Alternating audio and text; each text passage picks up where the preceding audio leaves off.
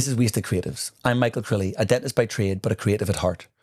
Each week I'm speaking to creatives about what inspires them, how they got into their industry, and what goes on behind the scenes.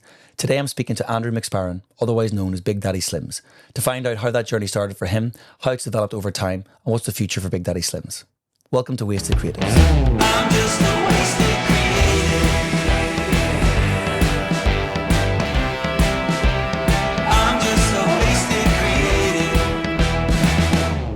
Andrew, welcome to the podcast. Thank you. Thank you for coming. Andrew, you and I don't know each other, but actually through mutual friends, I've kind of connected to you. I didn't want to reach out to you through my dental Instagram account because I thought it was a bit of a weird ask when this guy's like, Michael Crilly Dental is reaching out to do a creative podcast.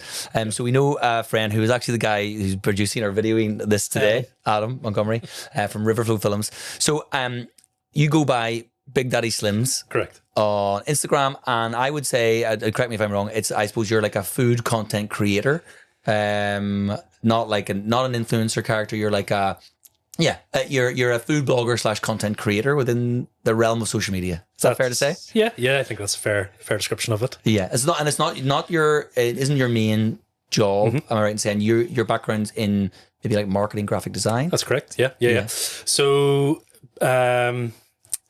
Yeah, my background, I've been doing marketing and graphic design probably now for, around, what age am I now? Very old. You said, had a birthday recently. Are you 30, Yes. 37? 37. How do I know your birthday? Great. Is the research. It's just what happened. You put everything on Instagram and everybody knows I know everything about you. Yeah. So probably, definitely over the last 13 to 15 years, probably in marketing and design in some aspect. And then, so what I went way back and I was like, what's the first thing that Andrew did on Instagram? And actually, Big Daddy Slims, I've known about it for a long time. And my wife and I have followed you and we've saved your recipes for a long time. But I actually just thought it was a really cool name, as in like, that must be something food related. Like a slim might be like a taco or a hot dog based thing. But in actual fact, the very first is that you started it as an accountability account. So you are Big Daddy. And you were trying to get slim. That's correct. Yeah, I was that's amazing. Nailed it. I actually think the name is so cool for what that original was. But what a good idea to be accountable. Yeah. No, thank you. Yes. So it started, roughly, I think it was November 7 years ago. Okay. So it'll be 8 years this November when it comes around. So kind of just pre-COVID times to some extent? Correct, yes. My daughter had just been born. Yeah. In the June. And a couple of months had passed, and I just kind of was just scunnered. Being a big lovable guy, a cuddly guy.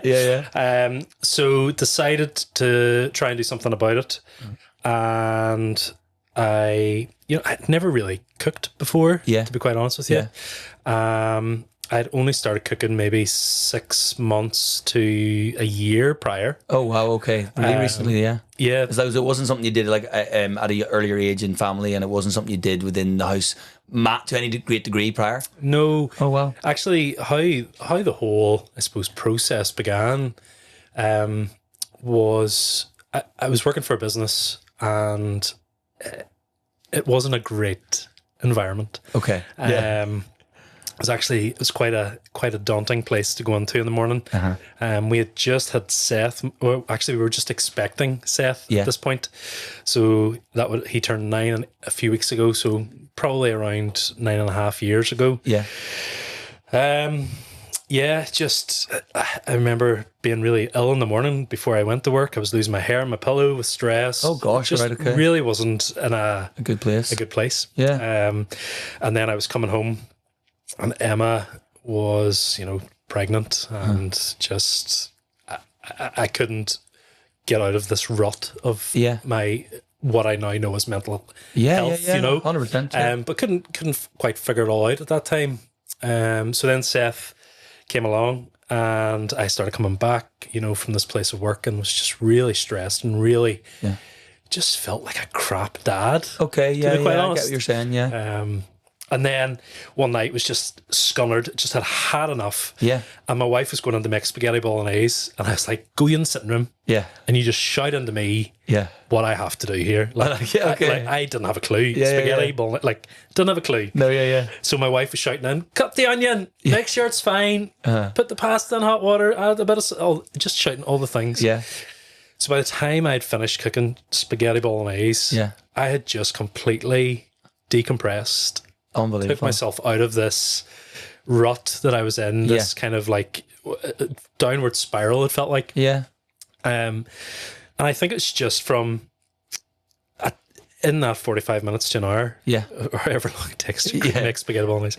The only thing I had to do was follow instruction. I didn't have any worries. I didn't have to think about deadlines, or I didn't have to think about these things or this thing. It was just take the ingredients. Follow the steps. Make something. Yeah, that's amazing. I honestly had no idea about that end of this. So and that's kind of an amazing.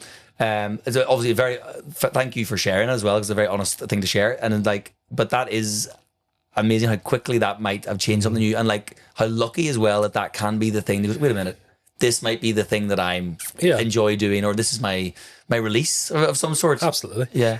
And I'm a big advocate for the use of food, cooking, and mental health. I think I think there's a really good outlet there, and I think having the chaos of all these ingredients, these raw ingredients, and then by the time you finished, you've got something on a plate and something that exists, that you can eat and enjoy and share, and take a photograph or whatever it may be. No, that's it. But at that time, I don't think there was a lot of people within that space. There was probably lots of people, but I think like more recently, there's a lot of people in the space of food blogging or food content. It went when initially was the kind of I'm holding myself accountable, let's say for weight loss, and maybe linked with like Slimming World potentially. Correct. Yep. Or Weight Watchers.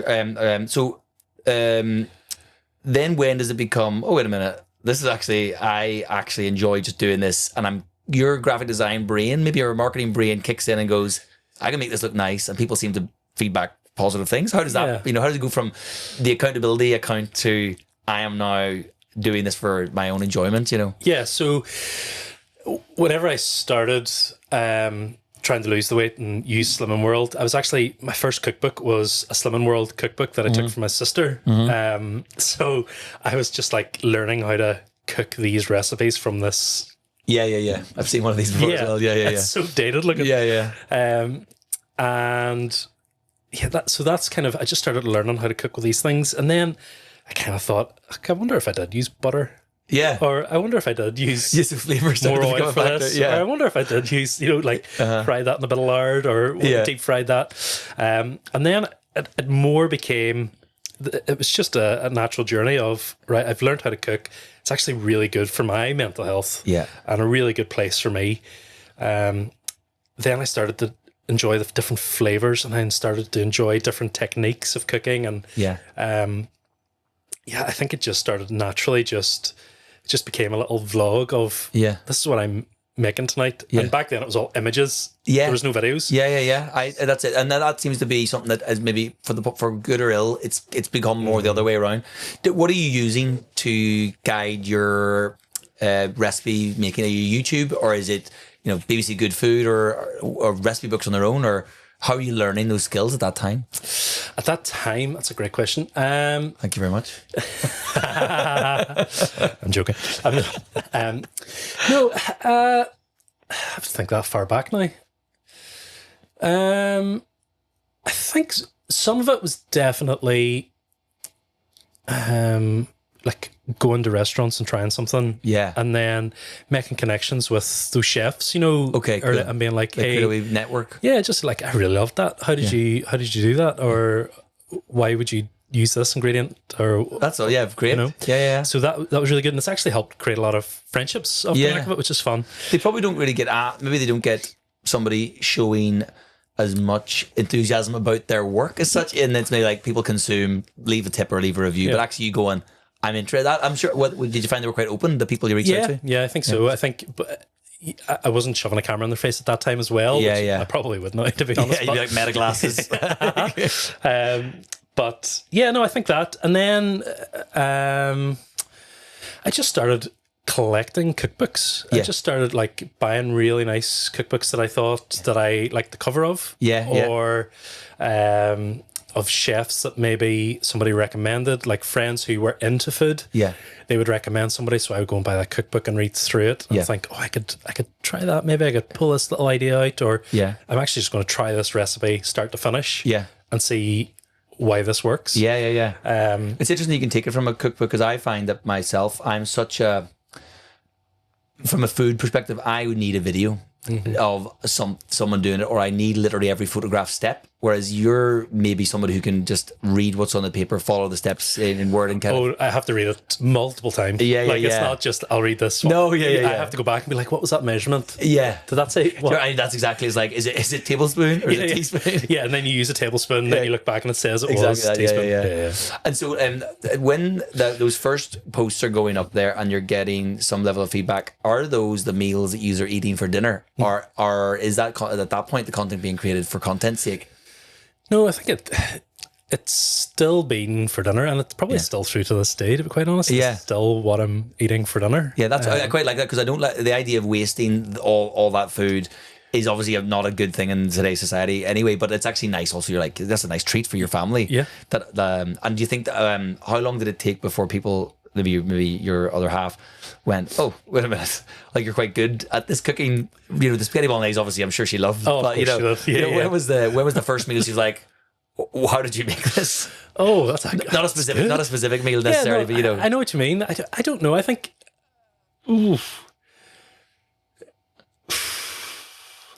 I don't know. No, I don't know. I'm even thinking like, it's really interesting like gyoza, or like, is it like a? We're talking main courses? Am I right in saying, or is it a real mix of like everything? Probably 70% main courses would be the main. Yeah, that'd be the main. Maybe it's whenever I tried making tortillas, and really perfected the tortilla. Like that's my jam. That's my thing. I think that's when I came across you first, and then that's when I made the link of like Big Daddy Slim's. That must be tortilla based. That's a taco for sure. And then with that as well, I think, do your tastes change in food then, because you were eating normal food at home and going to restaurants occasionally, but now you're eating like maybe restaurant quality food in your own home. Do you become a bit more of a snob at that time then, or? No, not a snob, but you know what I mean? Yeah. Do you get a bit more selective with your taste, or do you still just love the basic things? I mean, I think spaghetti bolognese is still my favourite dish. Yeah. And I'll be honest, I always put red sauce on it as well. Yes. So I'm not that fancy, I can appreciate like really good food, and I can appreciate the effort that people put in, like chefs and cooks put into a dish that's really like, I could never be a food review page. Yeah, no, I think that there's enough of food pages anyway, I think. Yeah, and there's some really great ones, and there's some people out there that are doing amazing things for businesses. Yeah, it really it's good. Yeah, which is brilliant. Yeah, I'm not a chef. I'm not trained. Yeah. It's my palate. It's what I like. Yeah. It's not what you're going to like. It is an interesting thing, because I think like none of us would start to become art critics overnight, but food reviewing is not critic heavy. It's normal people saying this is what I like or don't like. Yeah, and usually positive, actually, but maybe to a detriment sometimes, where they're like, okay, right, so we don't know where if money has crossed hands or not. Who knows? Yeah. But I think that's good that you'd like, actually you like the way you do your thing. It feels like it's a homely thing that you do as well. For me, when I'm looking at it, it's like, it's for me as the consumer, I can gain something from you. Yeah. And I can maybe take it to my home and do something similar. Yeah. Is that fair? Yeah, I think that's the whole idea behind it. Like, I have a job. Yeah. I have 2 children who are crazy. Yeah.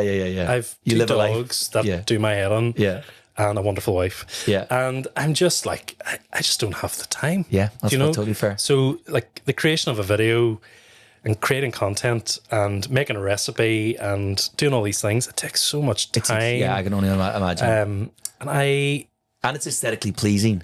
So I think there's an extra level of that, which is like, you got to think about how that looks. And if you're going to do it video wise in particular, you got to get every shot, and then you got to edit it. Yeah. And then you got to caption it. And then you do, those are the things that take the time, and it's separate to eating the meal. Yeah. And I don't think people realize the level of effort goes into that side of things as well. Yeah. I think whenever there's content being made, I suppose, or a content day. Yeah. In our home, I don't know if we've ever had a meal warm. Yeah, that's exactly it. You know, and you can batch them in that way. I think that's sensible to do that, isn't it? Yeah. Because otherwise, you're just every night is terrible because you've too much going on to do that. Yeah, and I think for me, it's the only way that suits me to do it, because then I find myself just being like chasing the algorithm or chasing a like or finding myself in these traps that I'm middle-aged nearly now. I don't want to be dealing with that. Like I just can't be bothered with it. Yeah. But I enjoy creating, and I enjoy the process of feeding. Yeah. Like people talk about love languages through your life and these things. Mine's is feeding people. Like, it's one that is, I don't know if it's an actual one that's registered on this love language scale or no, whatever. I know. Yeah, you're not a feeder in the sense that feeders are a different thing altogether. But you enjoy feeding people. I feel like there's a bit where I do social media, and that's been a massive factor of my career, where I only exist because of that now. If that's fair to say, I get patients through that, and I think there's a point where something clicks, where people start to notice you exist. And did you find, was there like a brand or someone that reached out to you, or a connection or collaboration that you're like, oh, this is great, I didn't expect someone like this would come my way? Or can you think of anyone in particular? I can think of every single one. You know, is one of those moments that I genuinely do not take for granted. The first kind of major brand that ever reached out to me was actually Toshiba. Oh, right, okay. And it was for a microwave. Yeah. Like just out of the blue. Out of the blue. Yeah. But I always remember getting the message through from Toshiba. Like their official account? This guy, that was living in Ballymoney, nursing a child, got a message being like, hey, we love your content and we want to pay you to work with you. Unbelievable. I was kind of like, what? Yeah. What is going on? What world is this? Yeah. Like, what is happening? And then there was like, I don't take any opportunity for, like, I still am kind of like, recently I done work with Tesco. I'm just this is... Yeah.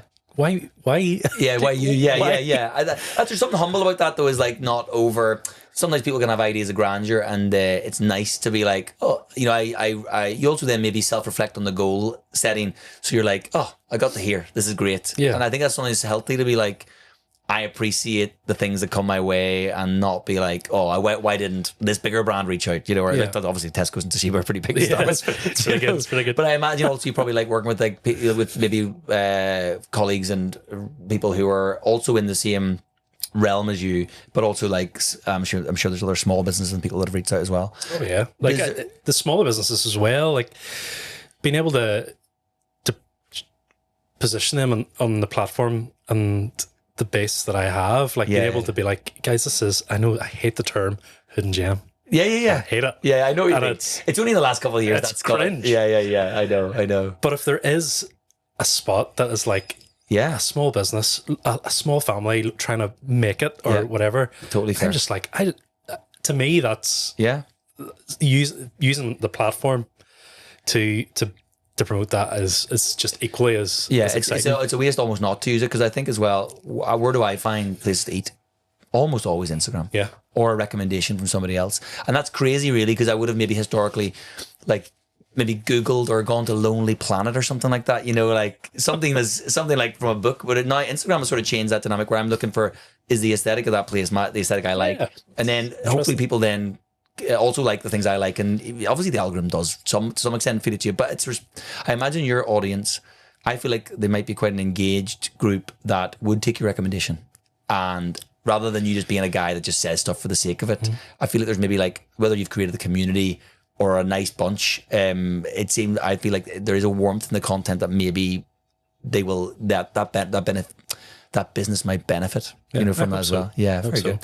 So I wanted to ask you a little bit about other people you work with, but also the way that you do content a little bit, because there are going to be people that are thinking of doing content, but there's content. I don't mean content as such. I mean you're really producing somewhat adverts, or you're producing video footage of things that are interesting to people. So content can sometimes degrade the level of effort that's gone into it. So you do some in your house, but you also do like a lot of outdoor stuff. And I think that's beautiful. And the way you shoot it, and even like turning up to a location and being able to prep something on site, it's very interesting. give me the ups and downs of that. Like how does that work out, and how what goes on behind the scenes? Yeah, well, actually, a lot of the behind the scenes is me ringing Adam, our mutual friend, and panicking over a setting that I've changed probably. Okay, and he comes to the rescue. The outdoor stuff, if I could set up a second channel, it would just be to cook outdoors. I just love it. I love being outside. I love just cooking over fire, although I'm no way good at it. But or like using a pizza oven or something. I just like being outdoors, cooking. The logistics of it are like it's quite a lot of work that goes into it. That's what I was thinking.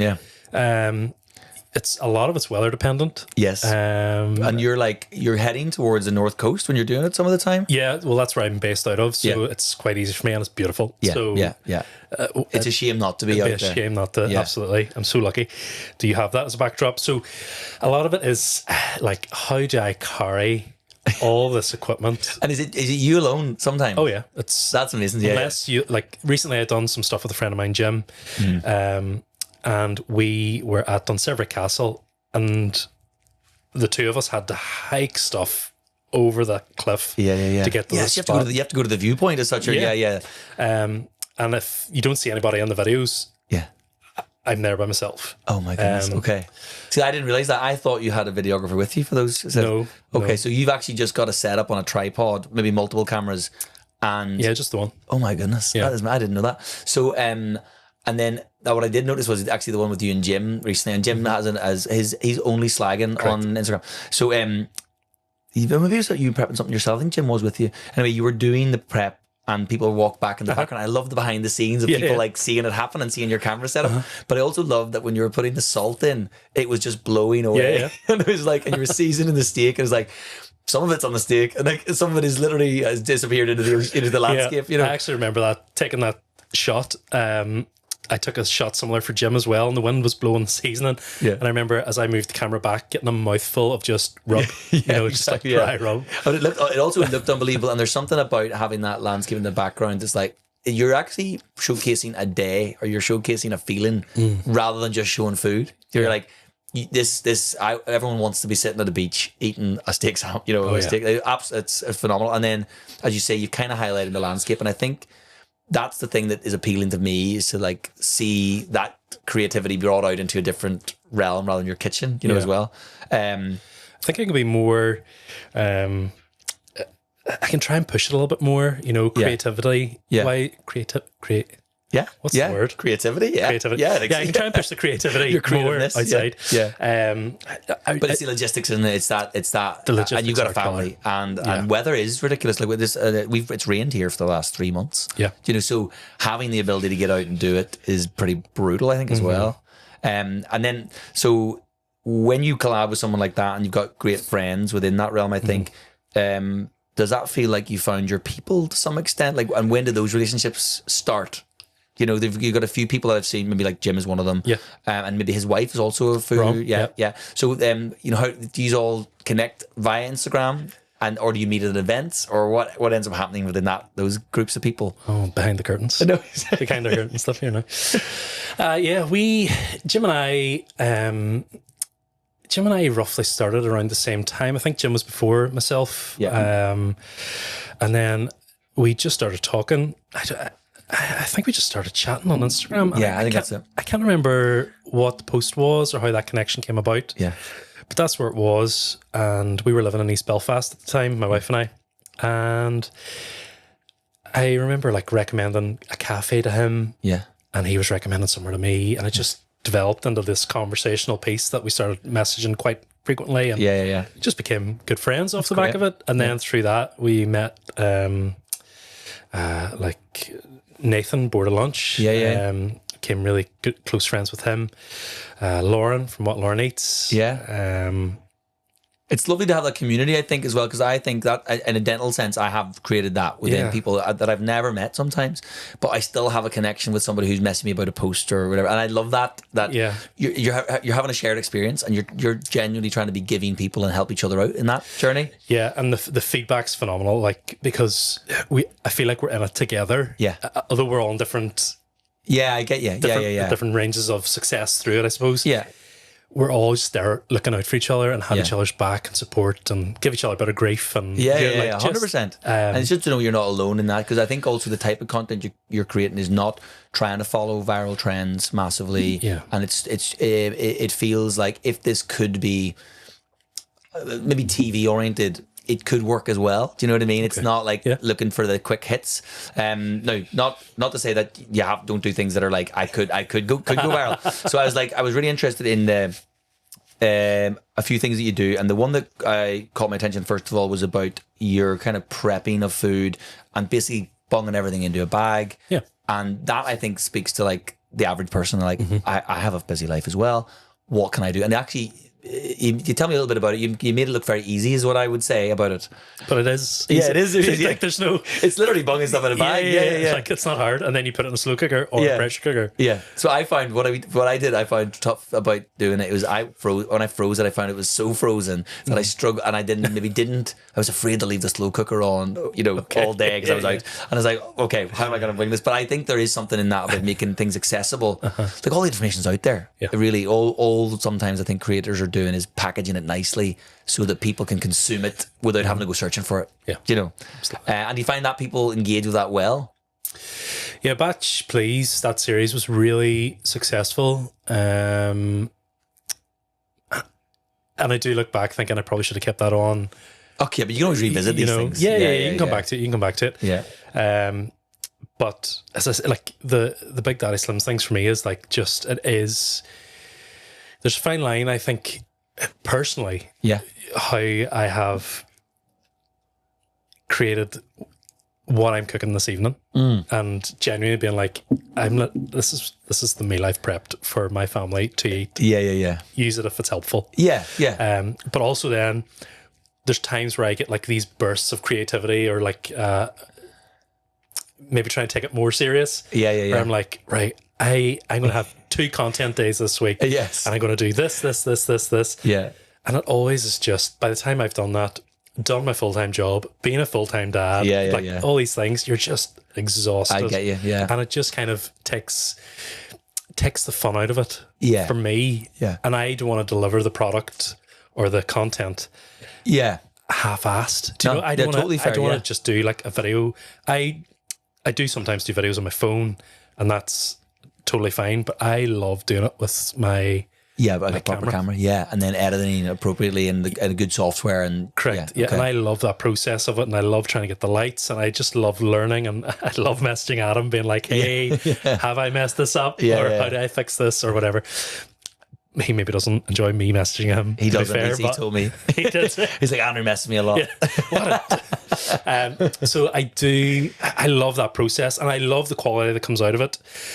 And I think because people are coming onto my page to be like, oh, I wonder what I could cook for dinner. Or, or maybe a company's like, oh, do we want to work with this guy? Yeah, could our product fit with that? Yeah, I want the end product to be a high standard. Yeah, it's just very aesthetic. It's I think it if you hadn't told me you were in that realm, the graphic design / marketing, I would have assumed you were. Okay, because you got an eye for it, and if you didn't have an eye for it, you should know that you have an eye for it. You know what I mean? Well, thanks. And I think I think that matters. And also, I do think it's good to have the conviction to put up what you think is good. Yeah. And not just to put everything up because someone told you should post every day. Yeah. Because sometimes that just means that crap gets put up there, and you're not really valuing the people who are in your audience as well. I also I loved that you did a series about flat whites recently. So it was called Will It Flat White? Will It Flat White? Yeah. So so you tell me what it was, so that I don't want to talk over you. Right? Oh no, you talk away. It's fine. So you take cereals. Yes. This is the concept I think. Take cereals. You put milk in the cereals. As you do. You filter the milk back out with a sieve or some sort, and then you generate a flat white using that milk. That's correct. Yeah. Unbelievable. There's a restaurant in New York called Milk by Christina Tosse, I believe her name. And she makes buns using milk like this. So she steeps vats of milk with cereals and makes like birthday cakes and buns and tray all these things. Yeah. And I have her cookbook, and one day I just seen the cookbook sitting on the shelf and thought, I hate baking. Baking's my Achilles heel. Your nemesis. Yeah. And I will never do it. Yeah. And I was like, how can I use that concept. Yeah. And then literally went over and made myself a flat white and was like, oh, yeah. I could just put cereal in this milk. And to what extent, like, I haven't tried this yet. Mm-hmm. How good? How are we talking? The Curiously Cinnamon cereal was solid. Yeah. Like, it was really good. The Crunchy Nut was really good. And Cocoa Pops. So they were the top three that stood out. Okay, yeah. And does it still feel like a flat white? Or it does, yeah. It's not over. It's not like, oh my goodness, this just tastes like cereal. Yeah, there's a hint of it. Yeah, it's like it just sweetens the milk. Yeah. It just gives it a nice little. I suppose I never thought about that with milk. Lots of other things are like whiskey's held in certain barrels, and you're like, we don't think about, well, why do we change the milk? Up. That's it. Yeah, I always think about tea. This might sound really stupid, but I always think with tea, how come we've just sort of left tea as tea? Like, why aren't we trying like cappuccinos, and like other versions of teas? And there's other teas. There are berry teas and there's like green teas, but like, we don't try frothy milk with tea ever, or like you can't get I remember I used to work in Starbucks when I was going through university, and there used to be a thing called a London Fog, and I'm actually quite fond of it still to this day, where it's Earl Grey, vanilla syrup, and steamed milk. Oh, right, okay. And I've never heard of it. Yeah, very good. It's quite nice. Very, well, I thought that's genius. He's gonna like have a tea cappuccino brand. though. I quite like cappuccino. Yeah. I had that down. I haven't trademarked it, but it's good. Yes, I'm gonna take it. Yeah, but yeah, the flat white thing I thought was really good, and that's you kind of going, I'm doing this for fun. I felt like rather than I'm doing this to have a viral moment as well, and I actually think it is evident that it's fun, and then other people will try it themselves, and I think a lot of people will be like, oh yeah, actually I love Frosties, or I love Crunchy Nut flat whites, but getting that in the shop out in your local coffee shop might be a slight struggle. And then I think from your point of view, is there something that you want to gain from Big Daddy Slim's, or is it a great creative outlet for you and just allows your skills have obviously grown over time to the point where I thought you were trained in some form. Like, have you done like cooking classes, or ever gone on like more like advanced cooking courses? No. That's unbelievable. Yeah. Just all Slimming World. Yeah. There you go. Listen, and they're like the great chefs. I haven't known people done Slimming World. They don't all come out like not everyone can do it. But even the way you're cutting your food now, I feel like there's it's considered, and you look like you cut well. I even saw actually Nathan Board of Lunch. Yeah, he was talking there maybe a while back, quite openly, like, look, I don't know how to cook that well, and he went and put himself through Ballymaloo cookery. And I think that's interesting. It's like, actually, I thought these things look great. You can cook. You just might not be trained in the way that a chef is trained. And you're not calling yourself a chef either. So I was like, but yeah, I feel like it's great that you're doing something, putting it out there and learning. Yeah. At the same time. Yeah. And a lot of it's like YouTube videos as time has gone on, or like watch somebody else cut something a certain way and think, oh, that's really cool. Or just friends, just being like, oh, you should try doing this for a pickle instead of what you're doing, So, and then as a result, does your other half, your wife, is it embraced over time, or is it like, oh, you're at this again? Like, it's, I know from my own time, my wife has let me do this. So you're like, how does it receive within the family as time goes on? That's part of your life now. Yeah, Emma is. The page wouldn't be here if it wasn't for Emma. Yeah. The grace that woman has shown me over time is immense. Yeah. She has put up with a lot, and not even to do with the food page. Yes, just generally, just me. Yeah. But no, she's fantastic. She understands how, like, that I do enjoy putting time into it. That it is a creative outlet for me. Yeah. It's a place where I practice certain techniques that I maybe see somebody do, where I'm like, oh, I liked how that shot was edited. Okay, yeah. How did they do that? So you're not just thinking about the food all the time. Yeah, no, I'd say that's interesting. It probably is all about the food and how it's going to look at the end. But there are certain videos that I'll do where I'm like, I do want to try this one particular video in a certain way. Yeah. Maybe color graded a certain way, or maybe like try and set a camera angle up a certain way, or try and edit certain shots or sound effects, or I love that. Yeah. So I do like that. You can get deep into it as well then. And if you become a bit of a nerd, not a nerd in that sense, but if you become a bit like that matters to me as much as. Oh, as yeah. Especially whenever there's like the outdoor cooks, for example, when there's a drone involved. Yes. The drones don't record audio. Okay. So it's putting in the sounds of the waves, putting in the sounds of the birds. I didn't know that. Okay. Putting in the sounds of like the drone flying through a tunnel or something, or an arch of rocks. I would have been fooled by that. So adding a small whoosh, just wee things like that. I just love that. And that's you going on. Those sound effects exist in online. Yeah. And then you just have to pick the one that suits that without sounding unrealistic. Yeah, that's great. Yeah, okay. I didn't know that. Yeah, that's interesting. Right, I wanted to ask you a bit about kind of where next for Big Daddy. And you might not have an answer for that. It might be like, but do you feel? Is there a certain direction the page goes in, and you on that page go in? Maybe that's more video content. Maybe that's working with others. But how do you what do you see for it over the next few years? I've been putting a lot of thought actually into this recently. So it's quite a timely question. See these questions. I mean, there's actually nothing written. This is just for this is all in my head. I'm just doing this for branding. Yeah, that's great. I've been thinking about this a lot recently. I do find myself guilty of putting myself under pressure to try and chase a viral reel, or I try and chase sometimes like trying to get more engagement, or you do find I think it's just natural. I know the same. I do the same. You find yourself in this corner of just like, what does success look like? How do I know that I've succeeded with this piece of content? Yeah. How do I know? And then if something does well, right? Oh, this is done well. I'm going to latch onto this now. Yeah.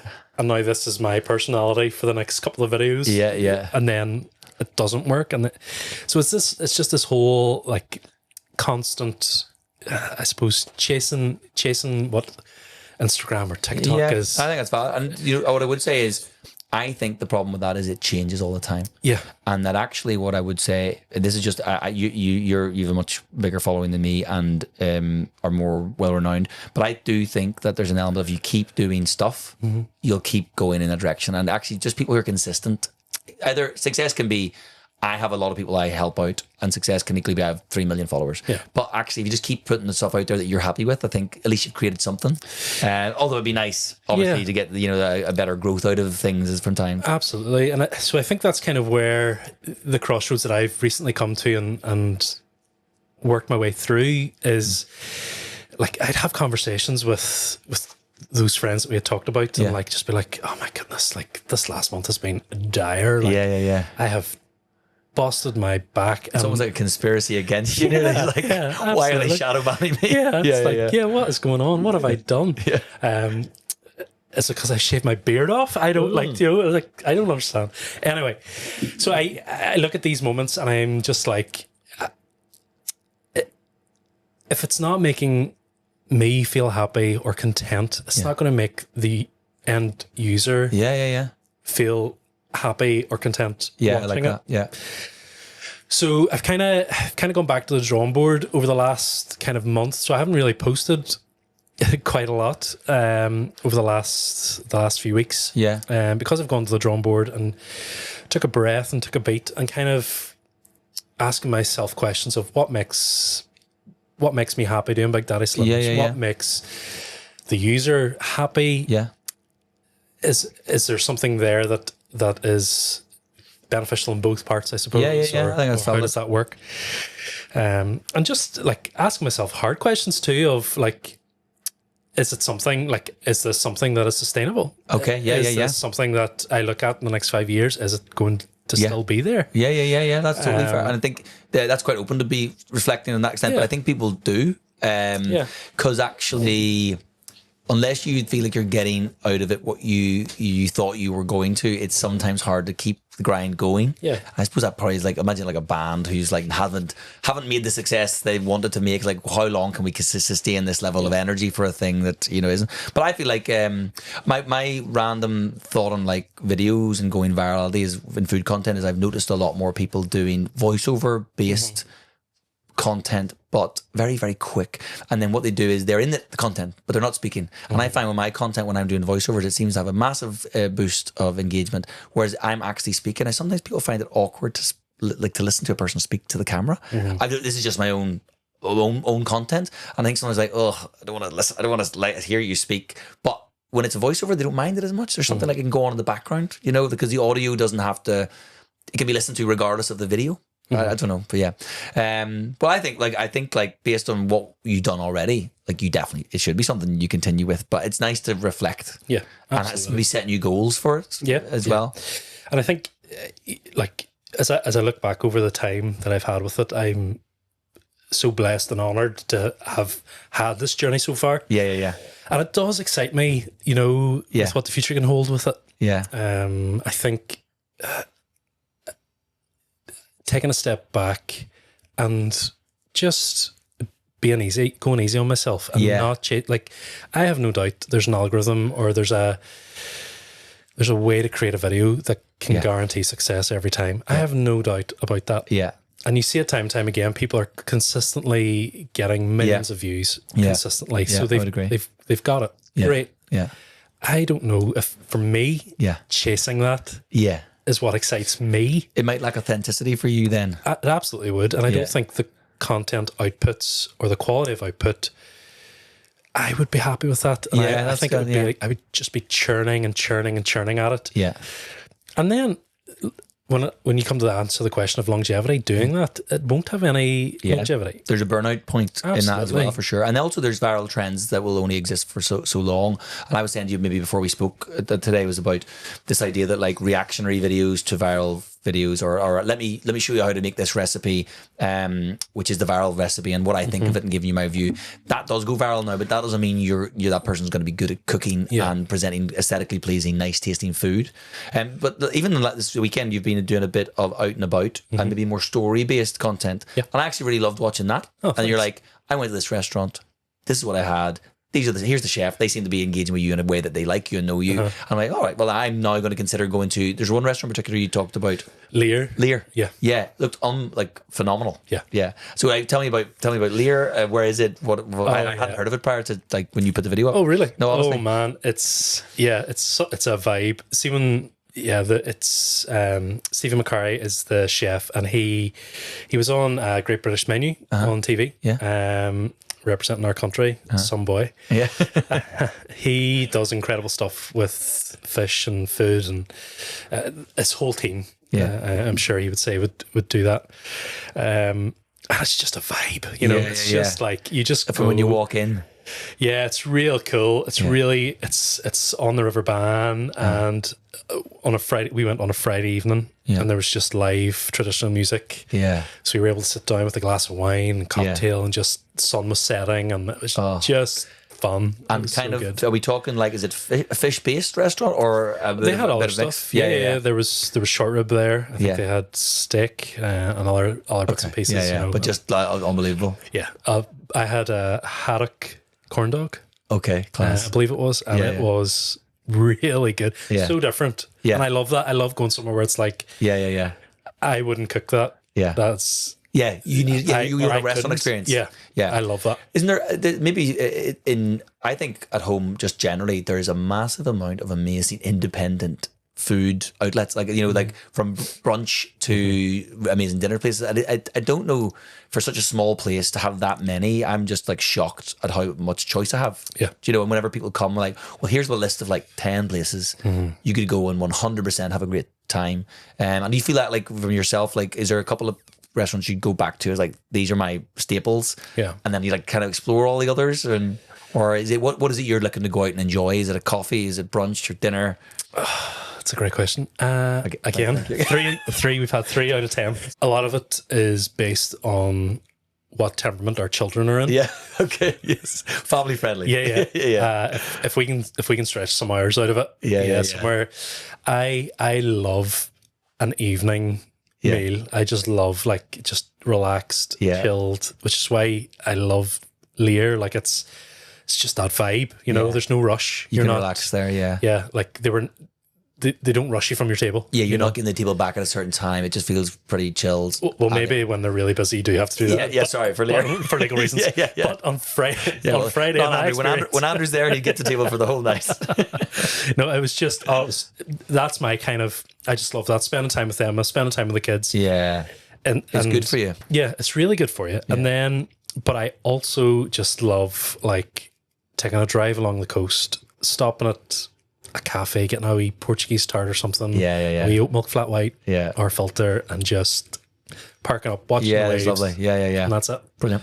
Or an igloo pizza. Oh, man. Oh, right. I've not had igloo pizza. No, that's good. Okay, it's good. Well, I wanted to ask you a couple of recommendations, and I've kind of tweaked them because we sent this sort of list of, and it's like some of them are poetry and other bits, but I actually think it's more important when you're here to ask you about things that relate better to you. Mm-hmm. So I wanted to ask you about maybe like a cookbook or something you go back to that's like that might help others enjoy the same experiences you've had of cooking. Mm-hmm. Is there any particular like cookbook or chef that you would recommend looking into that you use to home cook?